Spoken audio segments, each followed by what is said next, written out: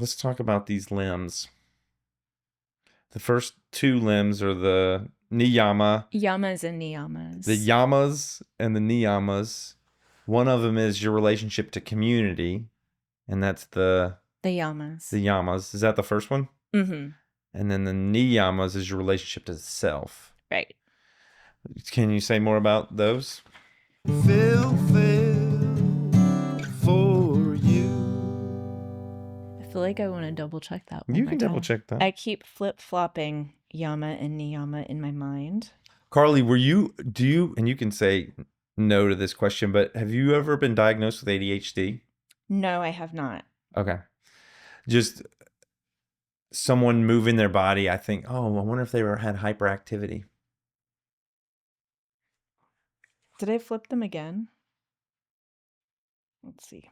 Oh, people let us know. You flip them. No, Yamas are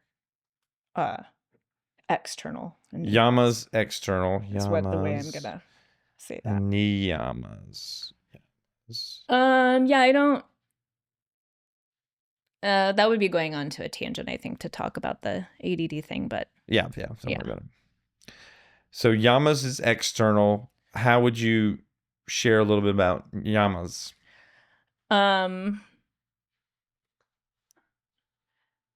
So the first one, for example, is Ahimsa. And Ahimsa is non-harming. Right? So Ahimsa means to harm, and then in Sanskrit, when you place the A in front, it negates, right? So non-harming. Okay. And that is a big, deep topic. Like we could get into what that means, but I guess it's sort of the idea that you can't have this experience of stilling your mind if you're going to be hurting yourself or other people, right? Makes sense. Does the Yamas is it a list of different things? They're lists. Yeah. They love lists back then. Buddhists have all the lists. Yep. When you get done with the first list for Buddhists is the Four Noble Truths. And the fourth noble truth is another darn list. Yeah. The Eightfold Path. Yeah, I know. If you're into lists, like Buddhism is probably. And Hinduism too, probably. So the Yamas has a list, and they're like, Ahimsa is one of them. Is Parigraha, which is non-grasping. Non-grasping. Yeah. This sounds similar to Buddhism. I don't know enough about Buddhism to say yet, but I mean, they're very similar. Like I mean, they're historically, they're close together. Yeah. But Hinduism, wow, it seemed like that came first, right? I'm not certain. Yeah, about me that. neither. I don't know. So there's non-grasping. About history. There's non-harm. There's non-grasping. Can you think of any other ones? Brahmacharya, which is like celibacy or like your sexual behaviors, the choices you make. You don't have to sneak it. That. You can look at your phone. Karlie's trying to sneak into her phone over there. Well, I was trying to see if I missed anything because Satya, of course, is one of them. Truth. But Asteya is the one that I missed. Non-stealing. Non-stealing. Mm-hmm. So truth, truthfulness, honesty, non-stealing. So the things like these are ways to behave in community. Right. And the idea like back then was like if you're not really able to commit to these things, then maybe you're not ready to learn other things for a yoga practice. Right. Yeah. And then the niyamas is how to behave with yourself internally. Mm-hmm. What are those? Saucha, right, which is cleanliness. Cleanliness is next to godliness. There's that saying. Santosha, which is contentment. Being super chill and stuff. Yeah. Yeah. Svadvaya. Svadvaya is self-study. Lifelong learning. Yeah. I think that would probably be a good way to think about it. You're cultivating your mind. Mm-hmm. Yeah.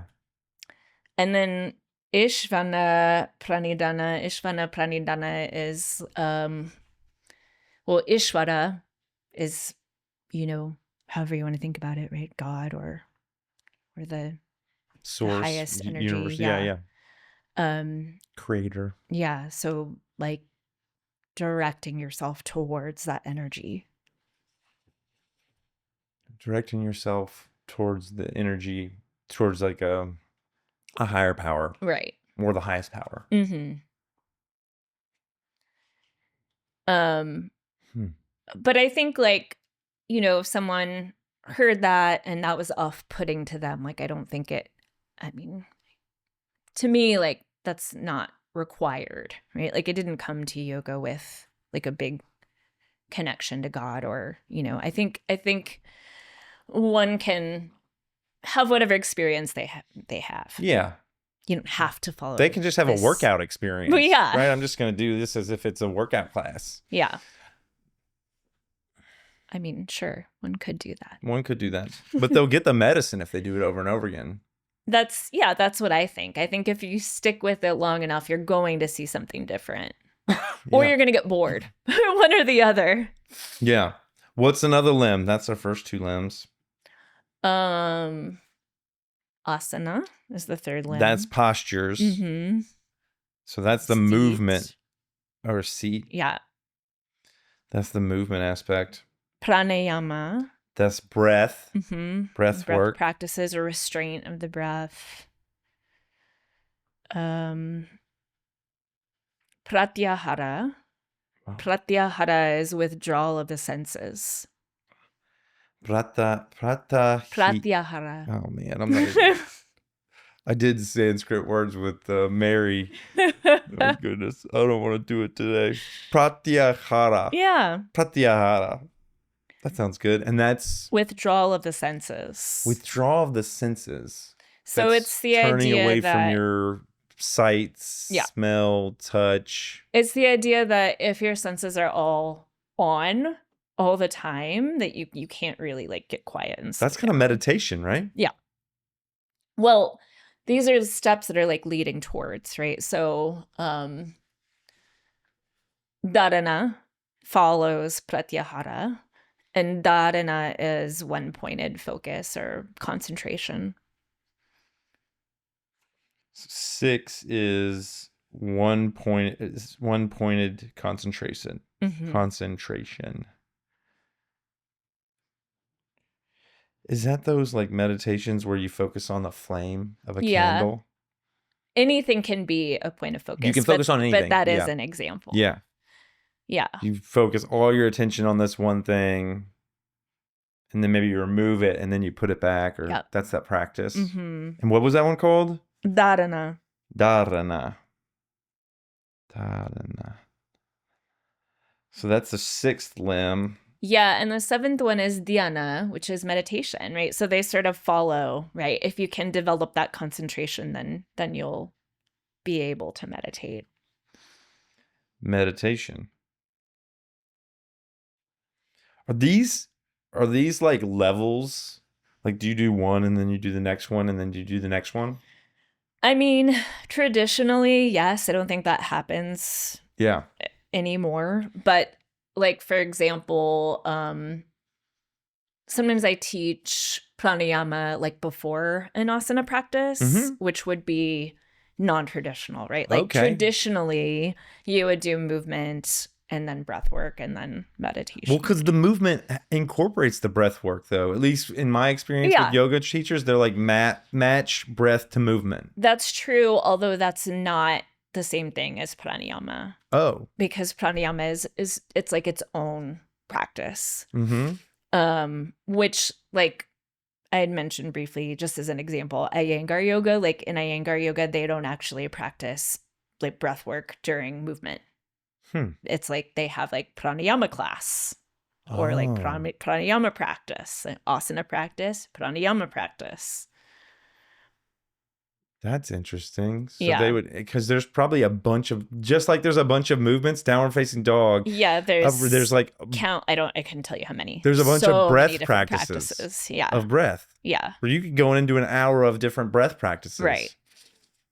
I know about the fire breath. I've done that one. I've done the one where you breathe in one nostril and out the other one. I've done horse. I've done that one. Yeah, I don't know if that's technically a pranayama. It may or may not be. It's super fun. Yeah, I like it too. Yeah. 7 is meditation. 8. Samadhi. Samadhi is like absorption, right? Like that's kind of the ultimate yoga experience, which kind of goes back to like, with enlightenment, like I don't know that anyone actually experiences samadhi. Mm-hmm. Maybe they have like this whole blip of a moment where they're like, oh, I'm feeling that absorption with God or with the universe. That's like returning to the universal oneness of everything. I think I probably experienced that on ketamine. Probably.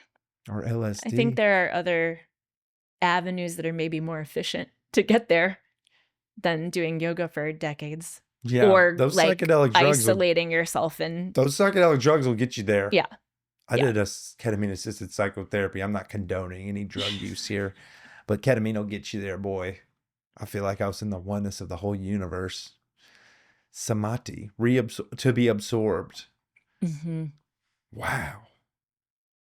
Have you had that glimpses of that in your practice? I mean, I think I've had like incredibly brief moments. You know, would I say like, have I experienced samadhi? I would say no, but I think that I've had some very brief moments throughout.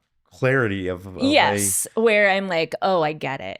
Yeah. Like, you know, but then it goes away. You should write it down really fast, Karlie, when you just feverishly write.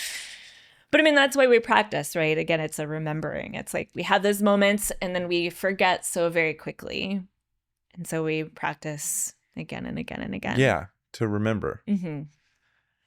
1 is the Yamas. That's how we behave externally with other folks. Our community. And that seemed like the kind of like the 10 commandments or something. Thou shalt not steal, thou shalt not. Yeah, except for in that situation, it's like if you don't do the thing, you go to hell. Oh, you're going to hell. You're not going. Do you go anywhere bad if you don't do these things? No. You're just not practicing. You just don't receive the benefits of yoga. Yeah. Right. Get something else. Like, or maybe you do. Maybe I imagine hell is like behaving that way and the world kind of subtly giving you the feedback of all of that. Probably so. Yeah. It's a world where community members don't trust you and, you know, I don't know. Yeah, I think there's a difference between the dogma of religion and Western and they approached it differently. There wasn't any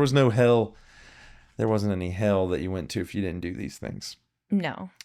Niyamas is how you behave internally, and that was cleanliness, truthfulness, contentment. Yeah. And then the third one was asana, and that's posture. And that's at the end of all of the words that we say in yoga, right? There's always asanas at the end of them. Yeah, the seat or the posture. Utkatasana. Exactly. And I think like, you know, thousands of years ago, if we're looking at like when these ideas were recorded, the idea was like you do, and there weren't nearly as many postures, of course, back then as there are now, but we've been making new ones. Oh yeah, all the time. That's cool. So you could make one. You could be like, now I can make my own posture. Every once in a while I'll do something and I'll say like, I'm sure I didn't make this up. Like there had to have been a point where I did it and don't remember, or like I was influenced by someone, or you know, I'm sure every movement has been done. That'd be so cool to add a movement to yoga. I added a movement. But the purpose was to be able to sit, right? If you want to sit still for 8 hours or however long, like it's gonna hurt your body. Yeah. It's pretty painful. I know that. Yeah. Did it start with the sun salutation? Is that the first ones? I did a little bit of research in my life, and it seemed like it always talked about that. Those came later. Came later? I believe. Okay. Not certain, but I'm pretty sure those came later. Oh, man. Then pranayama, which is breath, fluctuations of the breath. Mm. The turn away from senses was pratyahara. Mm-hmm. Yeah. Dharana, one-pointed concentration. Mm-hmm. Dhyana, meditation, and samadhi is the absorption. That's cool. That's the 8 limbs. Really cool. Yeah, it's fun.